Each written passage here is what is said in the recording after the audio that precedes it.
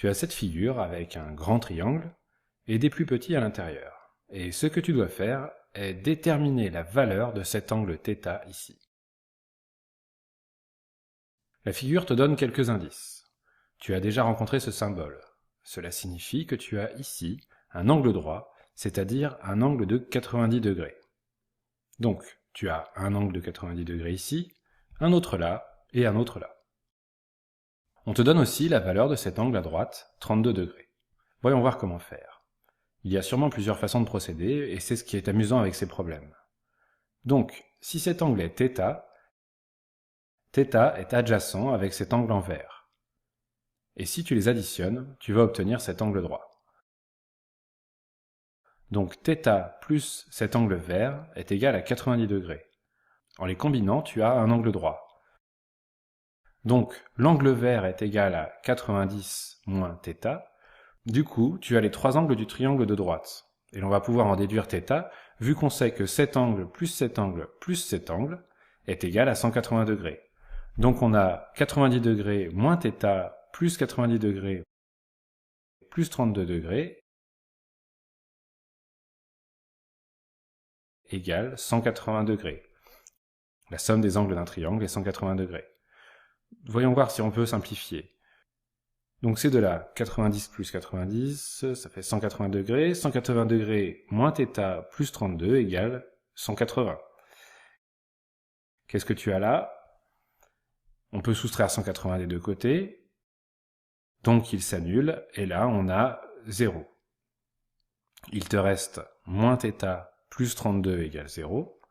Tu peux ajouter θ des deux côtés, et tu obtiens 32 égale θ, c'est-à-dire θ égale 32 degrés. Il se trouve qu'on a ici la même mesure que là. C'est une première façon de résoudre ce problème. Il y en a d'autres. Tu aurais pu partir de ce grand triangle et te dire, si on a un angle de 90 degrés là, et un de 32 degrés ici, cet angle en haut va être égal à 180, moins 90, moins 32. Étant donné que leur somme est égale à 180 degrés. Plutôt que de l'écrire sur la figure, on va plutôt appeler cet angle x. Donc x plus 90, plus 32, égale 180 degrés. Si tu soustrais 90 et 32 des deux côtés, déjà tu soustrais 90 des deux côtés, et il te reste 90 là. Si tu soustrais maintenant 32 des deux côtés, tu obtiens x égale, voyons voir, 58 degrés. Donc x est égal à 58 degrés. Qu'est-ce qu'on peut faire maintenant? Eh bien, si cet angle est un angle droit, alors cet angle ici est aussi un angle droit, étant donné qu'ils sont supplémentaires. Donc cet angle plus 90 degrés plus cet angle en bas est égal à 180 degrés. On va l'appeler y. Donc y plus 58 plus 90 égale 180. Tu soustrais 90 des deux côtés. Il te reste 90 ici. Tu soustrais 58 des deux côtés. Tu obtiens y égale 32 degrés. Donc y égale 32 degrés. Or y est complémentaire à cet angle ici.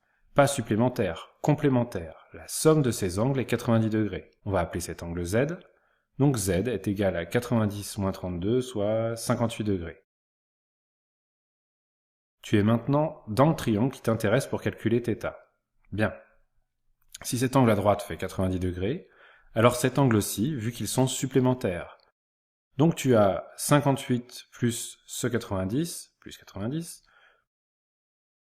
plus θ, égale à 180 degrés.